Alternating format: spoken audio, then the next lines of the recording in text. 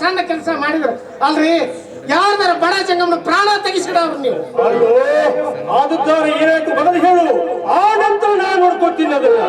ನೀವೇನ್ ನೋಡ್ಕೊಂತೀರಿ? ಎಲ್ಲಾ ಮುಗಿದ್ವಾದ ಮ್ಯಾಗ ನಾನು ಮುಂದಿದ್ದು ಅಲ್ರಿ ಗೌಡ್ರ. ಆ ತಂಗಿ ಅವಶ್ಯಕತೆ ನಿಮಗಿತ್ತು ನನಗಿತ್ತು ತಗೊಳ್ರಿ. ಮತ್ತ ಬಡಿಸು ತಯಾರಿ ಒಳಗನ ಅದಾರ ನೀವು ಅಲ್ರೇ ಗೌಡ್ರ. ಆ ಸುಂದರವಾದ ಗಂಗೆ ಅವಶ್ಯಕತೆ ಇಬ್ಬರಿಗೆ ಇತ್ತಂತಿರಲ್ಲ, ಇದಕ್ಕೆ ನಾವು ಒಪ್ಲತ್ತೇವೆ.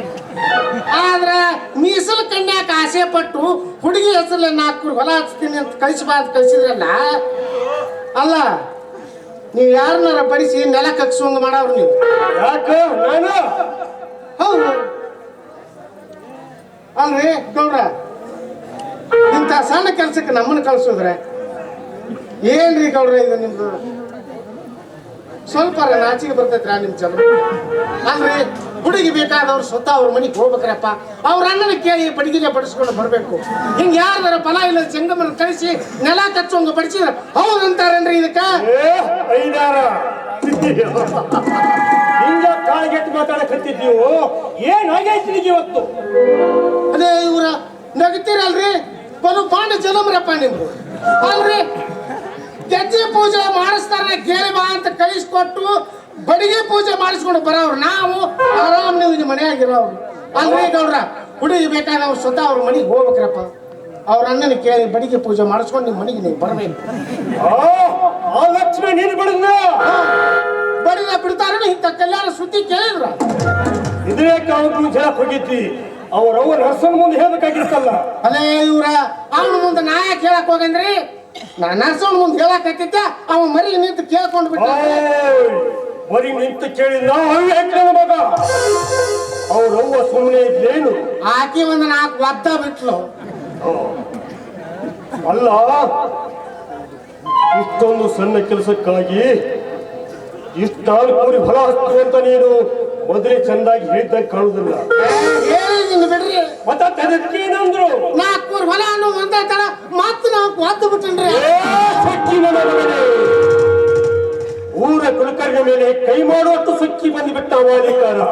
ಅವ್ರ ವಿಚಾರ ನಾನು ನೋಡ್ಕೊತೀನಿ ಗೌಡ್ರ. ಆ ವಾಲಿಕರ್ನ ಮಗ ಬಹಳ ಸುಕ್ಕಿಗೆ ಬಂದುಬಿಟ್ಟನ್ರಿ. ಊರ್ ಹಿರಿಯರು ಕಿರಿಯರು ಗುರುಗಳು ಅಧಿಕಾರಿಗಳನ್ನು ಪ್ರಜ್ಞಾನ ಇಲ್ರಿ ನನ್ನ ಮಕ್ಕ. ಹಿಂಗೇನು ರೀ ಗೌಡ್ರ? ಅಲ್ಲ, ಹಪ್ತ ಕೇಳಕ್ ಕಳಿಸ್ಕೊಟ್ರೆ ಮಗ ಹಪ್ತ ಸಹಿತ ವಸೂಲಿ ಮಾಡುವಂಗಿಲ್ರಿ. ಕಣ ಇದ್ದಲ್ಲೇ ಕುಸ್ತಿ ಆಡ್ಕೊಂತ ಹೋಗಿ ಬಿಡ್ತಾನ್ರಿ. ಇನ್ನು ರೈತರಿಗೆ ಕಳಿಸ್ಕೊಡ್ತಾನಂತ್ರಿ. ಈ ವರ್ಷ ಬರಗಾಲ ಬದೈತಿ, ಹಪ್ತ ಕೊಡಬೇಡ್ರಿ ಅಂತ ಹೇಳಿ ಕೇಸ ಪೂರೇ ತುಂಬೆ ಬಂದಂದೈತೆ. ಅವ ಹಿಂಗೀಗ ಭಾರತದಿಂದ ಜತ್ ಸರ್ಕಾರಕ್ಕೆ ಒಂದು ರಿಪೋರ್ಟ್ ಬರೆದು ಬಿಡಲ್ಲ ಹೋಗ್ಲಿ ಗೌಡ್ರ. ಈಗ ಒಂದು ರಿಪೋರ್ಟ್ ಬರೆದು ಮಾಲೀಕರ್ ಕರಿಯಾಣ ಕೈಯಾಗ ಜತ್ತಕ್ಕೆ ಹೋಗಿ ಮುಟ್ಟಿಸ್ ಬಾ ಅಂತ ಕಳಿಸ್ಕೊಟ್ಟೀನ್ರಿ. ಈಗ ನೋಡ್ರಿ ನಾ ಇಲ್ಲಿಗೆ ಬರೋಳಗ ಅವ ಜತ್ ಮುಟ್ಟಿರ್ಬೇಕ್ರಿ. ಬರೋಬ್ಬರಿ ಕೆಲಸ ಮಾಡಿದೆ. ಆ ಮಗ 3-4 ತಿಂಗಳು ಜೈಲ್ನಾಗ ಕೂಡಲೇ ಬಿದ್ರೆ ಬುದ್ಧಿ ಬರ್ತೈತೆ ಮಗ್ಗ. ಗೌಡ್ರ, ಸಣ್ಣವರು ದೊಡ್ಡವರು ಅನ್ನೋ ಪರಿಜ್ಞಾನನ ಇಲ್ರಿ. ಊರಿಗೆ ಹುಲಿ ಅಂತ ಗೌಡ್ರ ನೀವು, ನಿಮಗೆ ಸಹಿತ ಮರ್ಯಾದೆ ಹಿಡಿಲಾರ್ದ ಬೇದ್ ಬಿಟ್ಟನ್ರಿ. ಬೇದ ಏನಂತ ಬೇದ? ಏ ಮಗನ, ಏ ಮಂಗ್ಯಾನ ಮಗನ ಗೌಡ್ರ, ಅವ ಬೇದ ಹೇಳ್ತೇನ್ರಿ. ಗೌಡ್ರ, ಹುಲಿ ಅಂತ ಗೌಡ್ರ ನೀವು. ಅವನ ಗೌಡಕಿ ಅಮಲು ತಂದು ನನ್ನ ಕಾಲಾನ ಕೆರವಿನ ಹಟ್ಟಿಗೆ ಹಾಕ್ತಿತ್ತು.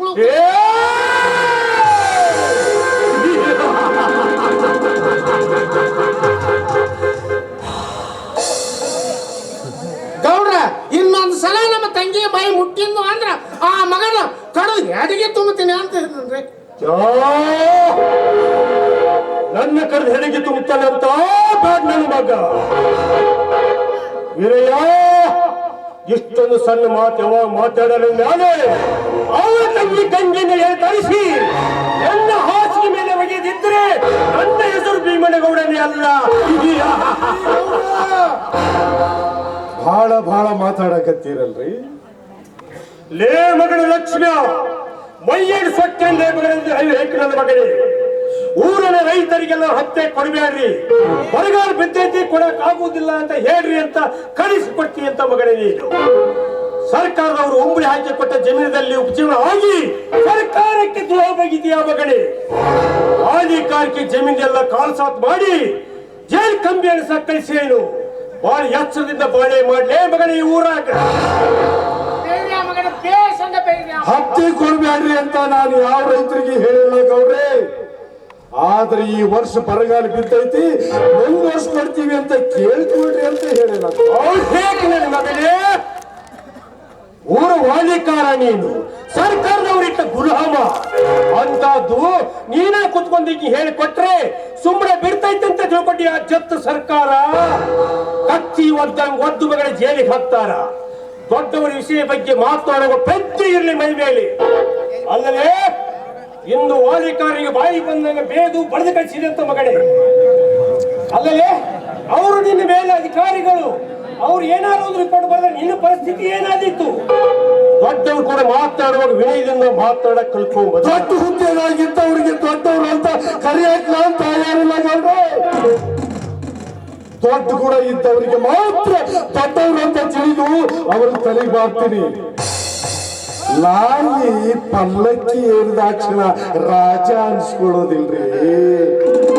ನರಕ ತಿನ್ನೋ ತನ್ನ ಕೆಟ್ಟ ಚಟ ಬಿಟ್ಟಾಗ ಮಾತ್ರ ಅದಕ್ಕೆ ದೊಡ್ಡ ಸ್ಕೀಮ್ ಬರ್ತೈತಿ. ಅಧಿಕಾರ ಕರಿಯಾಗೈತಿ ಅಂತ ಅಡ್ಡ ತಿಡ್ಡಿ ಮಾತಾಡಿದ್ರ ನಾನು ಈ ಕುಲಕರ್ಣಿ ಹಿರಿಯನ್ನು ಕೇಳೋದಿಲ್ಲ, ಈ ಗೌಡ್ರು ಭೀಮೆಯನ್ನು ಕೇಳೋದಿಲ್ಲ. ಯಾಡರ ಕುಳ ಹುಟ್ಟಿದ ಬಂಡು ನನ್ನ ಮಗನೇ, ನನಗೆ ಗೊತ್ತಿದ್ದ ಭೀಮೆ ಅಂತ ಕರಿತಾ ಪರ ಹೆಣ್ಣು ಮಕ್ಕಳ ಮೇಲೆ ಕೆಟ್ಟ ಕಣ್ಣು ಇಡೋ ತನಕ ನಿನಗೆ ಗೌಡ್ರ ಭೀಮೆ ಅಂತಾನೆ ಕರೀತೇನೆ. ಇಷ್ಟಕ್ಕೂ ನಿನ್ನ ಕೆಟ್ಟ ಚಟ ಬಿಡ್ಲಿಲ್ಲ, ಚಾಪ್ ಕೊಡ್ಲಿ ತಗೊಂಡು ನಿನ್ನ ಗಂಟ ಹರಿತೇನೆ.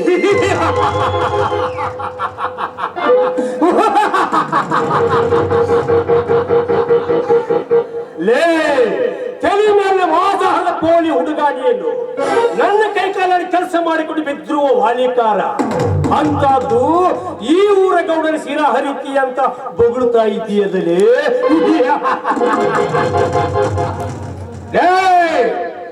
ಎಷ್ಟೊಂದು ಮಾತು ನನ್ನ ಕಣ್ಣೆದುರಿಗೆ ನಿಂತು ಮಾತಾಡಿ ಅಂದ ಮೇಲೆ ನಿನ್ನ ಕಣ್ಣೆದುರಿಗೆ ನಿನ್ನ ತಂಗಿ ಎಳಕೊಟ್ಟು ಹೋಗಿ ನನ್ನ ಬೆಡ್ರೂಮಿಗೆ ಒಯ್ದಿದ್ರೆ ನನ್ನ ಹೆಸರು ಸಂದೂರ ಲಕ್ಷ್ಮಣ ಪಾಟೀಲ ಅಂತ ತಿಳ್ಕೋ.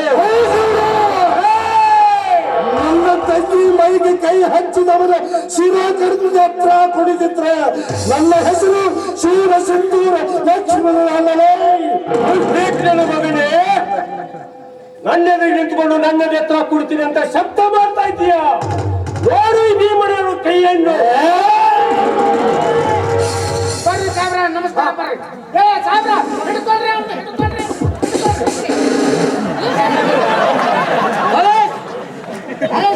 ಇವನೇ ನೋಡಿ, ನಮ್ಮ ಕ್ರೈಸ್ತ ಧರ್ಮಕ್ಕೆ ಅಡ್ಡಿಯಾಗಿ ಮಾತಾಡಿ ಅವಮಾನಗೊಳಿಸಿದವನು ಇವನೇ.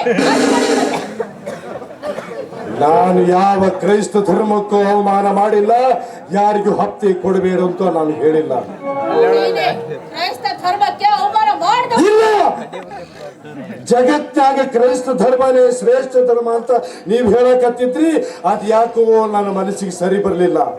ಜಗತ್ತಿನಾಗಿರೋ ಎಲ್ಲಾ ಧರ್ಮನು ಶ್ರೇಷ್ಠನಾದವು. ನಮ್ಮ ಧರ್ಮದಾಗ ನಾವು ನಡ್ಕೊಂಡ್ರ ನಮಗ ಮುಕ್ತಿ ಸಿಗ್ತೈತಿ ಅಂತ ನಮ್ಮವರಿಗೆ ನಾನು ತಿಳಿಸಿ ಹೇಳಿದ್ರೆ ಹೊರತು ನಿಮ್ಮ ಧರ್ಮಕ್ಕೆ ಅವಮಾನ ಮಾಡುವುದಾಗ್ಲಿ ಕಲ್ಲು ತೂರಿಸೋದಾಗ್ಲಿ ನಾನು ಮಾಡಿಲ್ಲ. ನೋಡು, ನಾವು ಕ್ರೈಸ್ತ ಧರ್ಮದಲ್ಲಿ ನಮ್ಮ ಪಾದ್ರಿಗಳು ಭಾಷಣ ಮಾಡ್ಬೇಕಾದ್ರೆ ನೀವು ನಮ್ಮ ಸೇರ್ಕೊಳ್ಳಿ, ನಿಮಗೆ ಒಳ್ಳೇದಾಗುತ್ತೆ ಅಂತ ಹಾಗೆ ಹೀಗೆ ಅಂತ ಭಾಷಣ ಮಾಡ್ಬೇಕಾದ್ರೆ ಆಟೈಸಿ ಬಂದ ಬಾಯಿಗೆ ಬಂದ ಹಾಗೆ ಮಾತಾಡಿ ಸಭೆಗೆ ಕಲ್ಲು ತೂರಿತಾನೆ ಇವನು, ಅವಮಾನಗೊಳಿಸಿದ್ದಾನೆ. ಅರೆಸ್ಟ್ ಮಾಡಿ ಇವನನ್ನು. ಬೇರಿ ಬಾಯಾರ ಬೇರಿ ಅವನು ಸರಿಯಾಗಿ ಇಂಗ್ಲಿಷ್ನಾಗ ಬೇರಿ ಬಾಯಾರ. ಸಾಹೇಬ್ರ, ಈ ಮಗನ ಊರಾಗ ಪುಂಡಾಡಿ ಹೆಚ್ಚಾಗ್ಬಿಟ್ಟೈತ್ರಿ. ನೋಡಿದ್ರಿ, ತಾನು ವಾಲಿಕಾರ ಊರಾಗ ರೈತರಿಗೆ ಹಪ್ತ ಕೊಡಬೇಡ್ರಿ ಅಂತ ಹೇಳಿ ಕೊಡಕತ್ತೇನ್ರಿ. ಅಣ್ಣ ಹಾಕೋ ಸರ್ಕಾರಕ್ಕೆ ಅನ್ಯಾಯ ಮಾಡಕತ್ತೇನ್ರಿ. ಅಣ್ಣತ್ರ ಬಾಯಿ ನನ್ನ ಮಗ. ಇನ್ಸ್ಪೆಕ್ಟರ್ ಸಾಹೇಬ್ರ, ಈ ಮಗ ಸರ್ಕಾರ ಡ್ಯೂಟಿ ಕೂಡ ಸರಿಯಾಗಿ ಮಾಡುವಂಗಿಲ್ರಿ. ನಾವ ಓಡಾಡಬೇಕ್ರಿ ಇವ್ರ ಮನೆಗೆ ಕರಿಯಾಕ.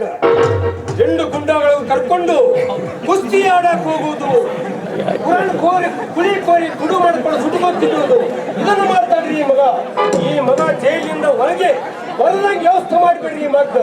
ಸರಿ, ಇವನಿಗೆ ಸರಿಯಾದ ಶಿಕ್ಷೆಯನ್ನೇ ಕೊಡಿಸುತ್ತೇನೆ.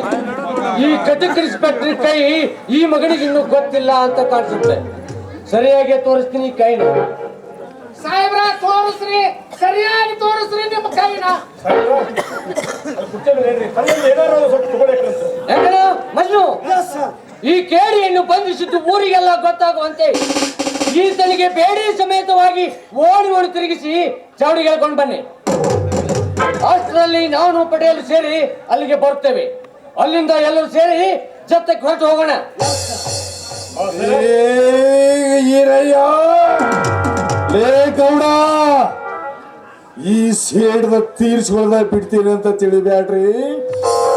ಒಂದು ವೇಳೆ ನಾನು ಮನೆಯಾಗಿರಿದಾಗ ನನ್ನ ಮನೆತನಕ್ಕೆ ಏನಾದ್ರೂ ಕೇಳ ಬಗದ್ರೆ ನಿಮ್ಮನ್ನ ಜೀವಂತ ಸೊಟ್ಟು ಬಿಡ್ತಾರಿ ಜಾಗಿ. ಹೋಗ್ಲಿ ನಾಯಿ.